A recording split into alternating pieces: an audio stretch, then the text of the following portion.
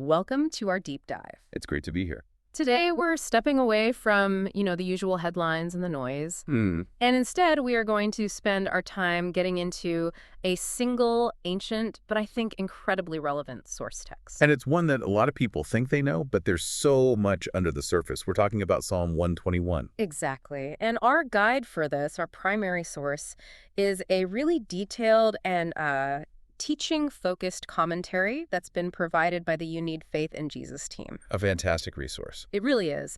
And our mission today is pretty simple. We want to move past just a surface-level reading and really extract the core truths, the practical applications about divine preservation and security. That's the word, isn't it? Security. It's something everyone is looking for.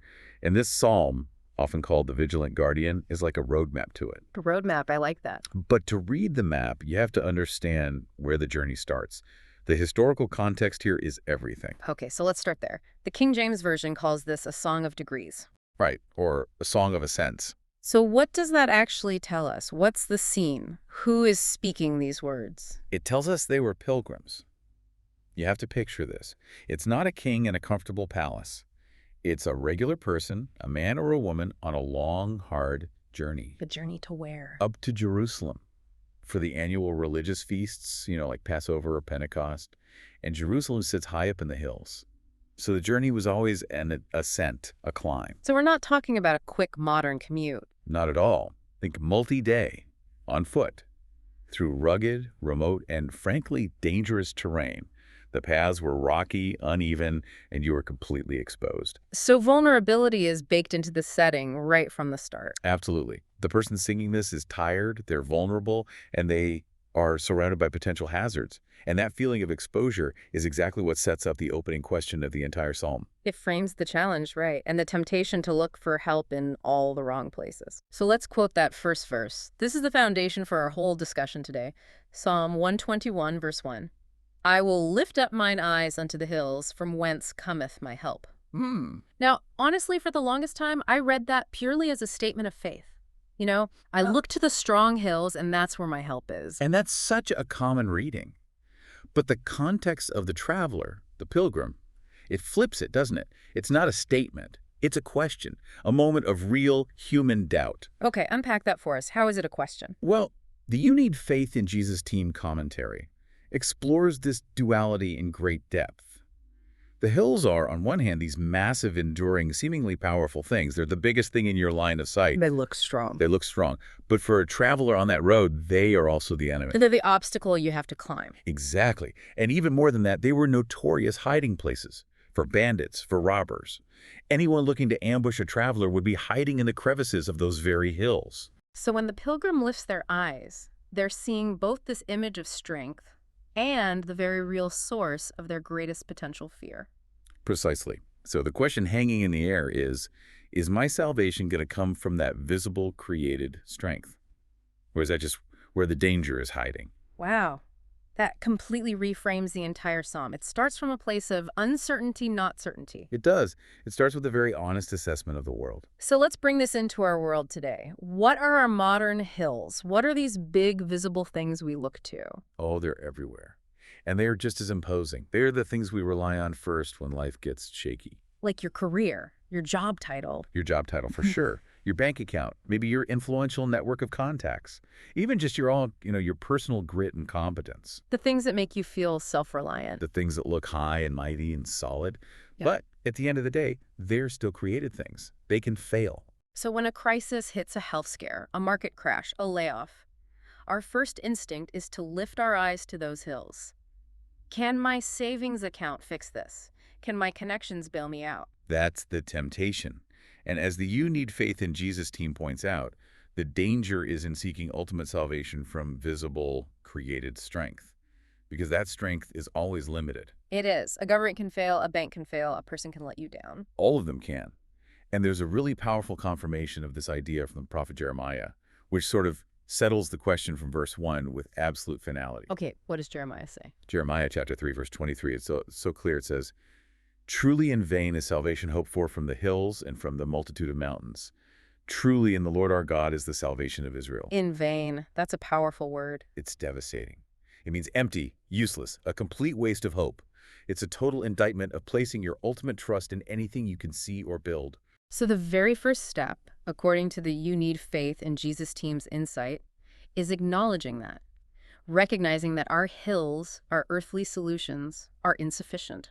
You have to. That's the starting point. It's a conscious turning away from those things. It's a confession, really, that your perfect financial plan can't ultimately save you when the ground really starts to shake. And that confession, that turn, is what leads directly into the answer. The question hangs there in verse 1, and boom, verse 2 delivers this confident, cosmic answer. An immediate resolution. Which brings us right into our next section, looking at the Creator as the ultimate source. Yes. Let's read Psalm 121, verse 2. My help cometh from the Lord, which made heaven and earth. The clarity there is just stunning. Notice the shift. My help does not come from the hills. Which are part of the created world. It comes from the Lord who made the hills. The trust moves from the temporary features of the landscape to the transcendent power who brought the whole landscape into being. And the text is so specific about who this source is. It uses Lord in all caps. Which, in the King James, consistently signals the Hebrew name for God, Yahweh. And that's not just a small theological detail, it's fundamental. Why is that so important? Because if the psalmist had just used a generic word for God, it would only establish power. But using Yahweh, that identifies God as the personal, covenant-keeping God of Israel, the one who has bound himself in relationship to his people. So confidence isn't just in raw power, but in a committed relationship. Exactly. You're not just appealing to some impersonal force. You're appealing to a person who has promised to act on your behalf. And then he gives his credentials, so to speak. The ultimate credentials, which made heaven and earth. It's the most powerful resume imaginable. It really is. It establishes the absolute scope of his capability. Think about it. If you're wrestling with a problem today and you feel overwhelmed, this verse forces you to ask a bigger question.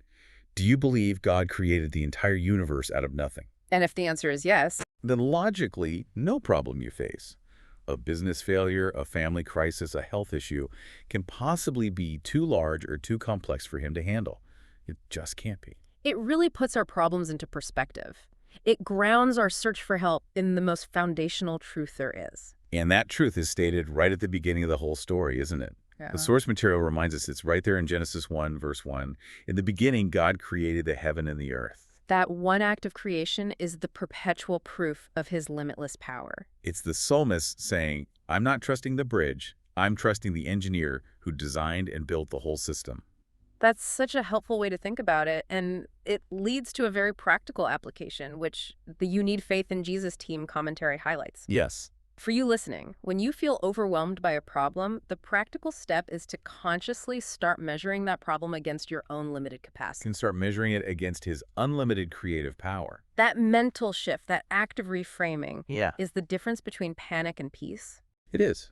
And once that foundation is laid, who God is and what he's capable of, the psalm pivots.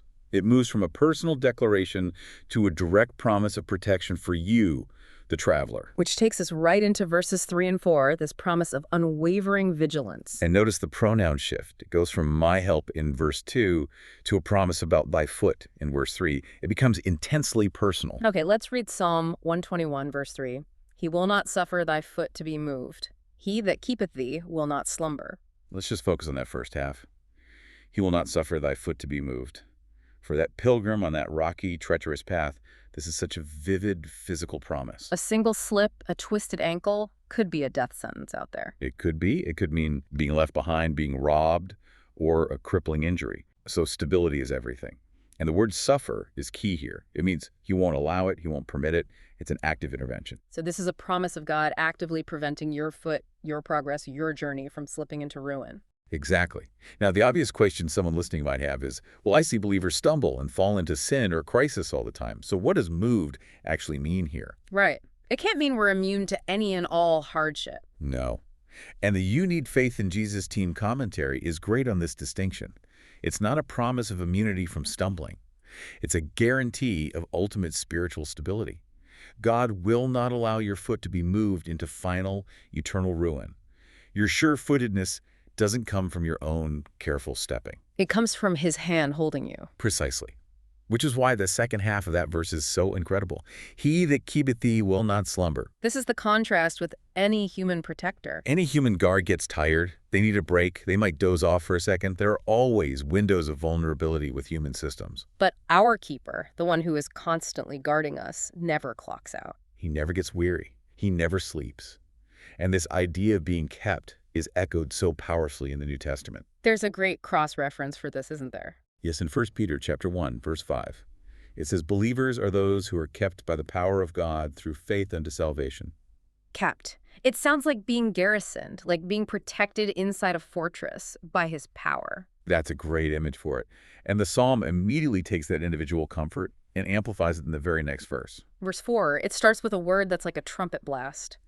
Behold, he that keepeth Israel shall neither slumber nor sleep. Behold, it's a call to pay special attention. Look at this. And notice the promise expands. It's not just he that keepeth thee, but he that keepeth Israel. So it's not just a personal promise, it's a corporate one. The security you feel is the same security guaranteed to the entire community of God's people. Yes, you're part of a protected people, Yeah. and the assurance is doubled down. Verse 3 says, he will not slumber. Verse 4 says, he will neither slumber nor sleep. It's an emphatic statement about his unceasing eternal activity. No naps, no moments of inattention. Not even for a second. And in the ancient world, this was a radical claim. The source material reminds us this was a direct challenge to the pagan gods of the day. Like the story of Elijah on Mount Carmel. Exactly. You have Elijah in 1 Kings chapter 18 mocking the priests of Baal. Their God isn't answering, and Elijah taunts them. Maybe he's busy or on a journey. Or peradventure he sleepeth and must be awakened. Right. The pagan gods had limitations. They might be sleeping. You might have to shout to wake them up. But the God of the Bible is eternally present, eternally active. He's never offline. Never. And we have that wonderful cross-reference in Isaiah chapter 40, verse 28, that just cements this idea. Yeah. The everlasting God, the Lord, the creator of the ends of the earth, fainteth not, neither is weary. He can't get tired because he's the source of all energy. It goes back to verse 2 again. It always does. So the practical application of this, as the You Need Faith in Jesus team emphasizes, is just immense. It's the comfort of rest. It is. It means you can go to sleep at night, totally vulnerable, and have full confidence that your guardian is not only awake, but actively watching over you. Rest becomes an act of trust. It really does. Which sets the stage so well for the next section, where the care becomes even more specific, covering all the threats of daily life. Yes, let's get into verses 5 and 6, this idea of comprehensive and sustaining care. We're moving again into this intensely personal, intimate protection. Let's read Psalm 121, verse 5. The Lord is thy keeper. The Lord is thy shade upon thy right hand. That repetition, the Lord is thy keeper, just hammers home that this is personal. He's your keeper. But that image of shade, that's where the Middle Eastern context is so critical. For us today, shade is a comfort, a nice to have. Right. But for them, out in that fierce sun, it was a necessity for survival. The unfiltered sun could give you sunstroke. It could kill you. Shade was life. So God's presence is being compared to that life-preserving relief from the scorching heat of life's trials. That's a great way to put it. The pressure might be intense, but he provides protection from its deadly effect. And look at the location. Upon my right hand. The right hand in the Bible is always symbolic, isn't it? It is. It symbolizes strength, action, work. It was your sword hand, your working hand. So to have God as your shade on your right hand means he's protecting not just you, but your ability to act, your effectiveness, your strength. He's protecting your capacity to engage with the world. That's incredible. And then verse 6 expands that protection across the whole clock. It does. Psalm 121, verse 6. The sun shall not smite thee by day, nor the moon by night. It's 247 coverage. It is. He's dividing all potential dangers into two categories. The dangers of the day and the dangers of the night. The daytime threat seems obvious. The sun, the heat, the things that are overt and can burn you out. The pressures of work, public scrutiny, the fierce trials that everyone can see. And the verse says the sun will not smite you. It's a strong word. It's like an active blow that God is deflecting. Okay, but what about the second half? Nor the moon by night. That part has always seemed a little more mysterious. What's the danger from the moon? Well, in ancient cultures, the moon was sometimes associated with negative influences or even mental instability. You see the root in the word lunacy. But think about it metaphorically. The night is when the external world goes quiet. And the internal world gets loud. Exactly. That's when anxiety, fear, worry, and regret creep in. The subtle, unseen threats to your peace of mind. The 3 a.m. worries. The 3 a.m. worries. So God is protecting you from the obvious external pressures of the day and the subtle internal anxieties of the night. The scope of care is just total. The You Need Faith in Jesus team really emphasizes that it covers everything from your workplace burnout to the private landscape of your own mind. It does. And what's amazing is how this promise, for right now, finds its ultimate fulfillment in eternity. There's a connection to the book of Revelation, right? A direct one. In Revelation chapter 7, verse 16, it describes the redeemed in heaven, and listen to the language. They shall hunger no more, neither thirst any more. Neither shall the sun light on them, nor any heat. Wow. So here on Earth, he's the shade that protects us from the heat. But in eternity, the heat itself will be gone. The threat is removed entirely. That's the trajectory. That teaching structure linking preservation to our ultimate guaranteed destiny is a core insight from the You Need Faith in Jesus team material. It gives you such a long-term perspective. It really does. And that brings us to the final 2 verses, the grand finale of the psalm, where the promise becomes absolute and eternal. Yes, section 4, preserving the soul, securing eternity. Verse 7 feel like a powerful summary statement of the whole psalm. It really is. It lifts the focus beyond just physical threats to the very core of who we are. Psalm 121, verse 7. The Lord shall preserve thee from all evil. He shall preserve thy soul. All evil. Think how comprehensive that is. It's not just dangers or threats. It's all evil, physical, moral, spiritual. The scope becomes absolute. But the real climax, the peak of the mountain, is that last phrase. He shall preserve thy soul. That is the ultimate promise. And it's so important that we understand what it does and doesn't mean. Okay. The You Need Faith in Jesus team commentary is very clear about this, isn't it? Very clear. This is not a promise that you will be immune to hardship or sickness or persecution in this life.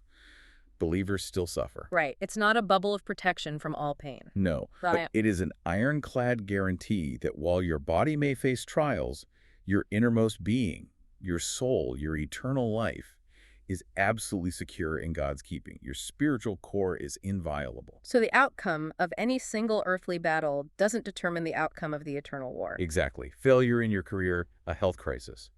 Those things are painful, but they cannot destroy the essential you that God is preserving.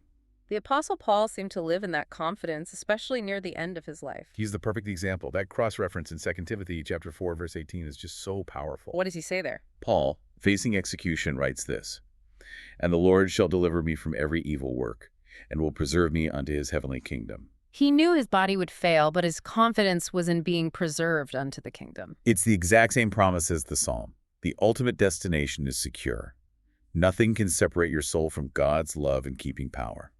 That ultimate security is the central teaching of the You Need Faith in Jesus team's instruction on this psalm. And then the final verse, verse 8, just wraps this eternal promise around the entirety of our daily lives. It brings it right back down to earth and then stretches it out forever. Psalm 121, verse 8. The Lord shall preserve thy going out and thy coming in from this time forth, and even forevermore. That phrase, thy going out and thy coming in, it's such a rich Hebrew idiom. It sounds like it just means leaving and returning home. That's part of it, but it's so much bigger. It's a phrase that means the entire scope of your life's activities. Everything. Everything.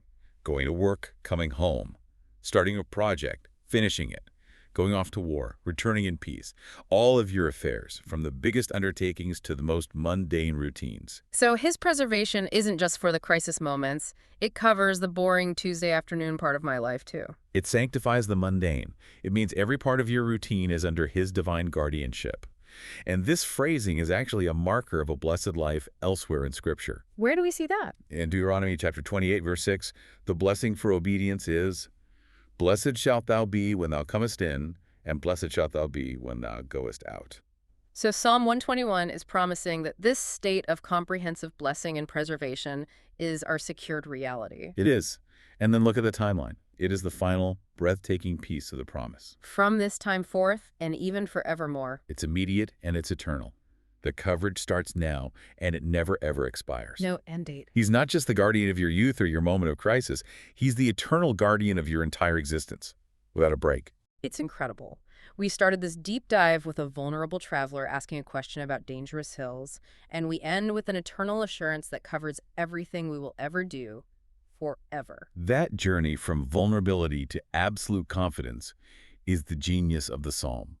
It's a reminder that our stability isn't found in the ground beneath our feet, but in the hand of the one holding the universe. So as we wrap up and synthesize what we've learned today from the You Need Faith in Jesus team commentary, let's make it actionable for you listening. The key takeaway, really, is that the ultimate help we need is found only in the Creator. He is eternally vigilant, and His protection is total, from our physical steps to our eternal soul. Okay, let's get practical. The commentary provides 3 specific steps to apply this week. What's the first one? First, you need to acknowledge the false hills. Take a moment this week and identify one area in your life, your career, your finances, your reputation, where you are tempted to look first for your security. And then what? And then you consciously redirect that trust. Name that hill and maybe even say it out loud, based on Jeremiah 3:23, "Salvation from you is in vain. My help comes from the Lord." I love that. Okay, what's the second practical step? Number 2 is to practice conscious confidence. This is a nightly exercise. When you go to bed, before you fall asleep, take 30 seconds to actively recall the truth of Psalm 121.4.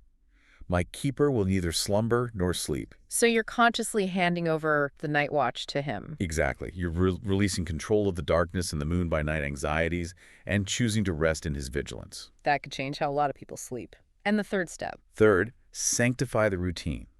Use that final verse every day. Before you go out to work to start a task, and before you come in at the end of the day when you finish a project, just verbally remind yourself that God's preservation covers this specific mundane activity. It turns the routine into an act of trust. That's the whole point. It makes the ordinary sacred. That's fantastic, tangible guidance. So before we close, let's leave you with one final provocative thought to carry with you. Building on this idea of continuous eternal guardianship. If God truly preserves our entire going out and coming in, all our daily affairs, from this moment into eternity, how might understanding that continuous guaranteed preservation change the way we approach failure, risk, or unexpected hardship right now? That's a deep question. If the final destination is secure and the daily journey is guarded by the one who made heaven and earth, maybe we can face the inevitable stumbles on the path not with panic, but with a settled peace. A peace that knows that even our slips are ultimately being used for the preservation of our soul. A great thought to reflect on this week. It has been a pleasure. We look forward to our next deep dive. Indeed. Until then, stay vigilant and keep seeking the source.